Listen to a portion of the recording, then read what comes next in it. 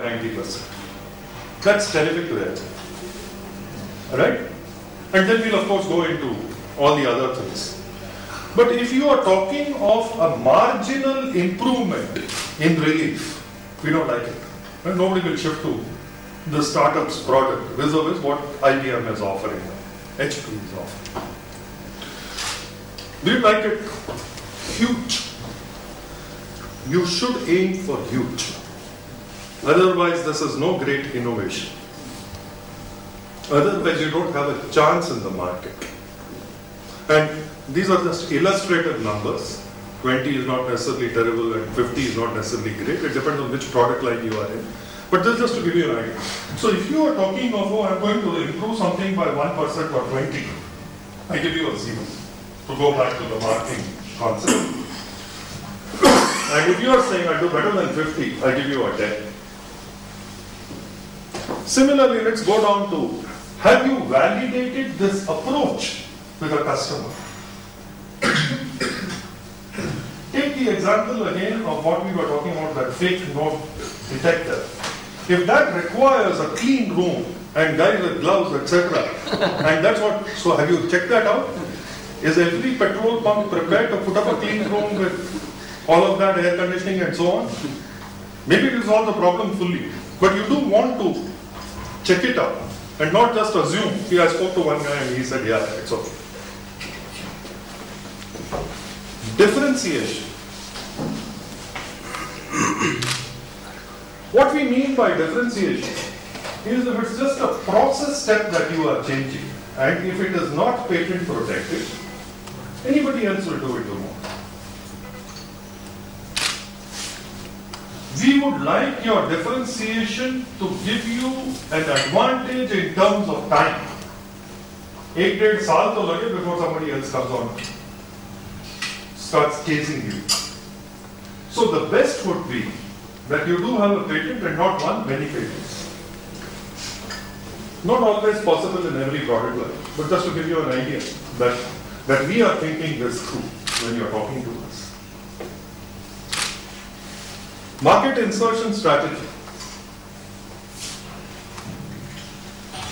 Again, the same example that I was talking. If the whole petrol pump has to be redesigned, if all the people currently working in the petrol pumps have to be fired and some new engineers from IIT have to be hired to run that, man, you're asking for everything to change in the petrol pump versus a solution which is completely plug and play. Which one do you think wins? Which one do you think will be accepted by the market and faster? So we are checking that out. When you say, oh, we are doing this and this is a solution and it works, and you've got through the first 3 points, and then the 4th point is that the whole ecosystem changes. Immediate 0. Right? Simplicity of solutions. Ramesh is going to talk to you about another company that we have. This company needed to master multiple sciences and technologies. Not 1 or 2, 6. They have to do optics, they have to do electronics, they have to do hardware, and they have to do so many other things. It's messy. It's just messy to do it. If only they could have created the same product in the same company with 1 or 2 things that they had to manage, it would have been so much simpler for us, or for them. Solution risks.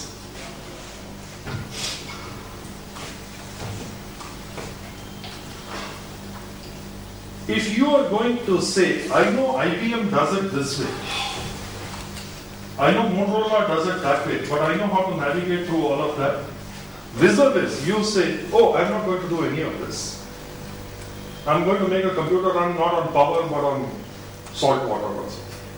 Terrific. We know there are no patents in this space. Right? So, again, not always possible, but if only you said this rather than this, you get a 10. Clear?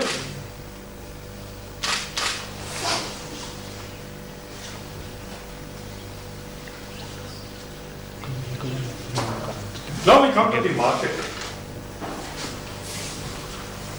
I'm just giving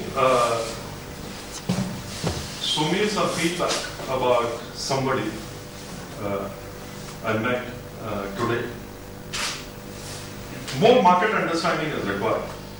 You'd be surprised how often this isn't done right. You're so carried away by the passion of what you are creating. And I was telling Sumir, it's like saying, my child is the most beautiful child. There is, all mothers believe that. No, that's not good when you're starting a company.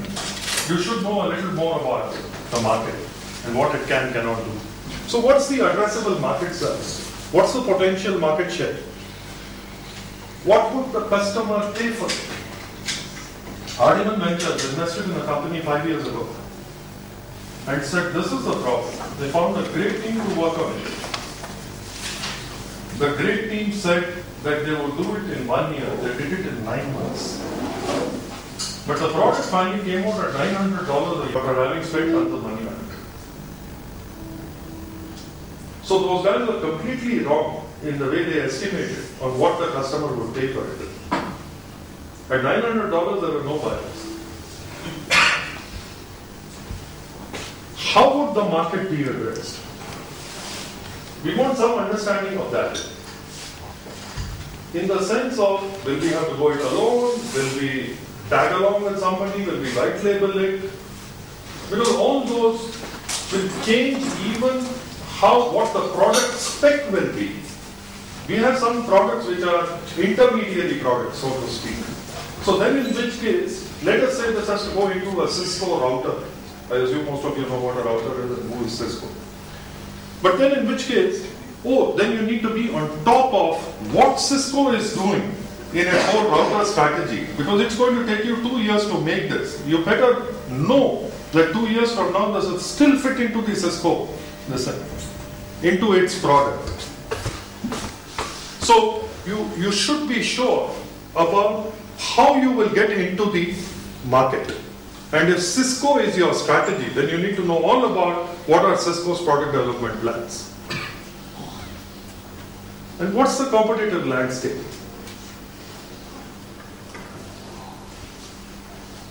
We see 4 proposals a week in Ardiman Ventures in India. And our office in the US sees many, many more a week. So just take India as an example. We see 200 proposals a year. And we ask, what is the competition? The answer in 195 out of 200 is, there is no competition. हम इतने unique हैं कि कोई competition नहीं है. That's absolutely wrong. Whatever you are making, you are trying to get a share of the customer's wallet. Where is the money going today? That's your competition. Whatever problem you are solving, it's already getting solved, however badly or otherwise, by somebody else. Who are those people? You should know that. You're not allowed to tell me there is no competition. And you'll be surprised, 199 out of 200 tell me that. That is very scary. I think you go through this, and I'm not going to read through this. But you've got the drift about, therefore, if you want to answer these questions, how I would be grading you on so many things and more. Yeah?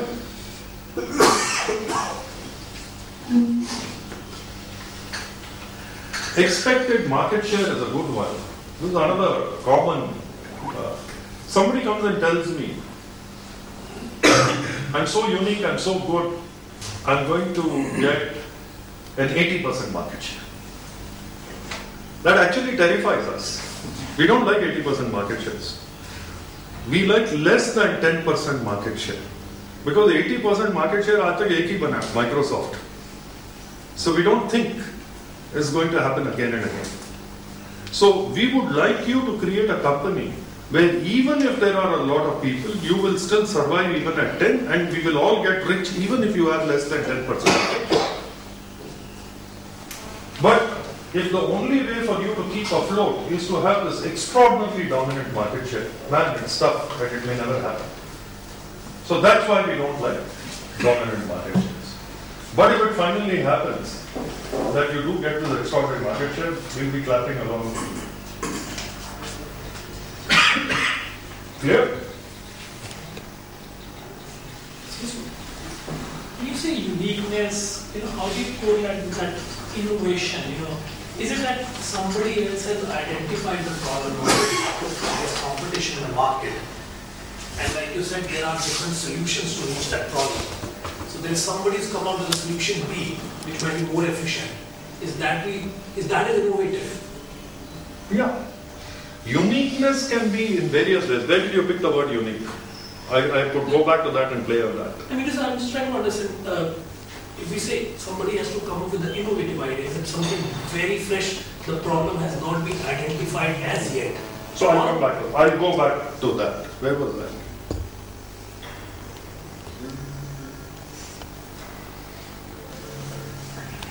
This is the one I think. Would you hear a guy? The problem is already in the market. Somebody has identified it. He's just coming with a new solution. So there is competition. Good. So how much? So if you are talking about, let's take. What would you like to do? Let's take TV. We all understand TVs, right? And actually, he's going to tell you a TV story later. We have invested in a TV company. There are already enough and more players in TV. If you walk into a store in Chandigarh, you will probably see 20 brands and probably 100 models. You want to start a TV company. Why does the word need you at all? So you are going to come and say, the reason that I will get a place in the sun is because, and then you're going to articulate it. I'm going to sell it at half the price. I'm going to sell it at double the brightness or clarity or contrast or whatever. I don't know all the TV specs. But there is something that you're going to do. And it's going to be by a huge factor. Because the current brands in the market, whether it is Samsung or LG or Sony, man, they are completely established. So for you, a no-namer, a brand new startup, you better be extraordinary in some way. Right? So I'm going to make a TV. And I'm going to make a TV which is this. And it is so hugely different. So then there is a possibility that you might be able to stand up to Sony and Samsung. Otherwise there's no chance. Otherwise we just don't need another TV in this world. So Ramesh will tell you a TV story. He has still funded a TV company. And we'll tell you how different that is.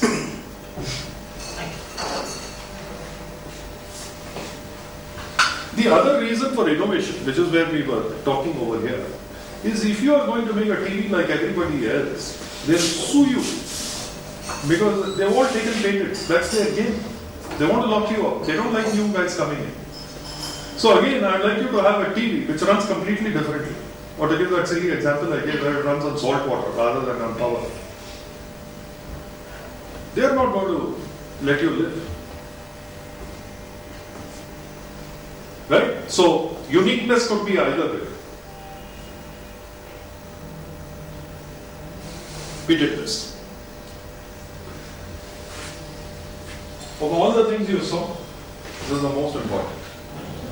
At least in Artimal Ventures and at least for Ramesh. You may start with a problem. You may have a great solution. But things change. So we bought into your idea and we give you a check and then a problem comes up. So the problem could be, like I said, a blocking patent from Apple or Motorola. What happens? We'll have to radically modify your plan. We'll have to do this, we'll have to do that, or you will have to do all of that.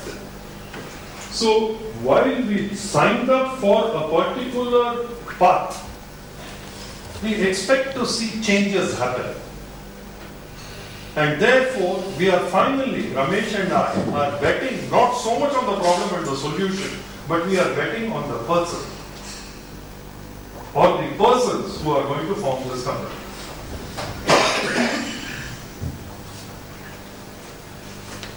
I have no questions there, because it's very difficult to do this assessment of people. And you all know that. You all hired people so often in your careers.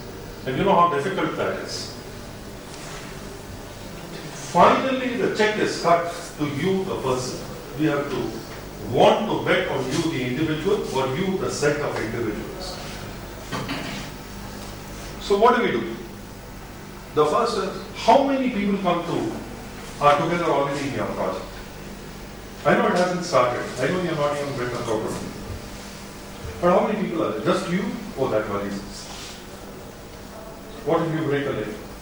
What if a bus hits you tomorrow? All over? So we would like more than one.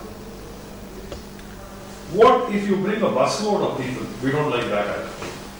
We don't think a company can be run by a committee. So there has to be this optimum number, even in terms of co-founders. What's the number? And we have some opinion, and the opinion is 2 to 5. Right? Which does not mean we have never invested in a company where there is a single founder. But we are panicking all the time. घर तक छोड़ के आते हैं रोज. People don't want to.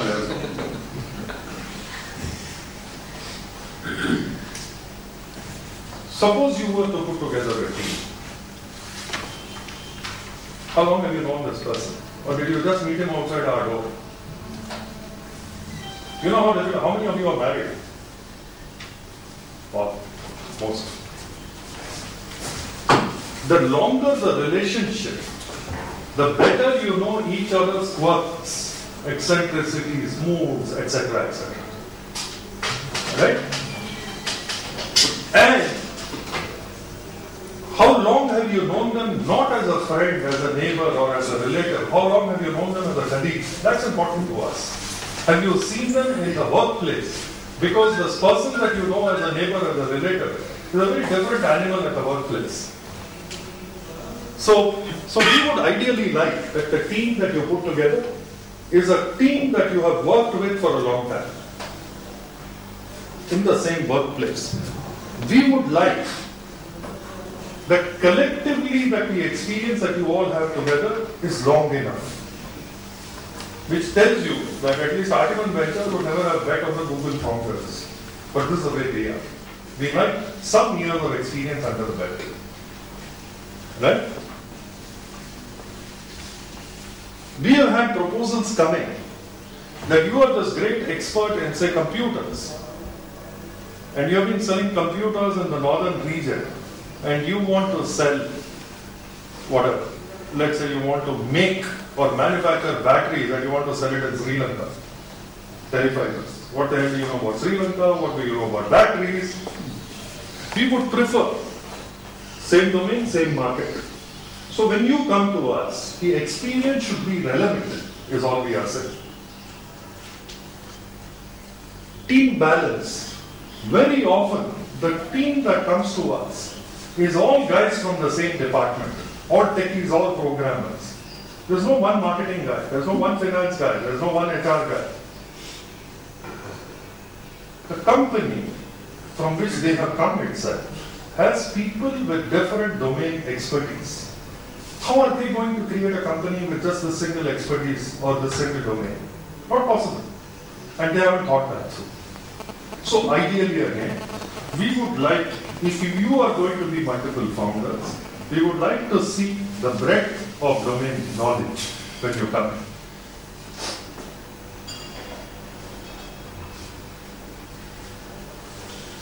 Having said that, we are looking to see, even if you brought in a finance guy and you brought in another guy, whether that guy can be an understudy to somebody else. So in case one of you gets hit by a bus, we are still. Startup experience. We like guys with startup experience. We like guys with startup experience even if their startup experience has failed. Actually, we like them more if it has failed. Because hopefully there's some learning from it. 70% of the funding that we have done has been to people who had startup experience before. And Don't even get into whether it failed or whether it was a success. We like people with startup experience.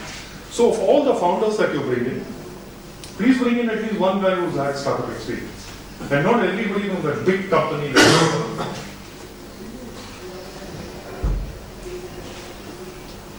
Interplay between members. We are watching. When three of you are sitting around and making the pitch to us, we are watching to see how the play is between the three of you. We are watching to see whether you three get along well with each other, whether you are actually evenly balanced. If we see too much only on one guy, then we get worried because the steam won't last, is our belief. And this, of course, goes without saying.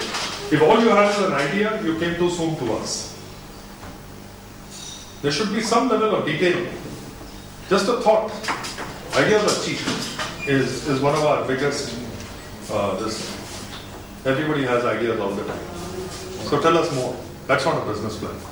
So what type of person are you when we are looking at? Are you just an ideas man? When I probe you to the next detail, you know we'll worry about it later. If you say that 3 times to me when we are talking, I give up on you. Because you're not going to be able to execute this at all. Right? Opportunities and threats. I won't take you through this.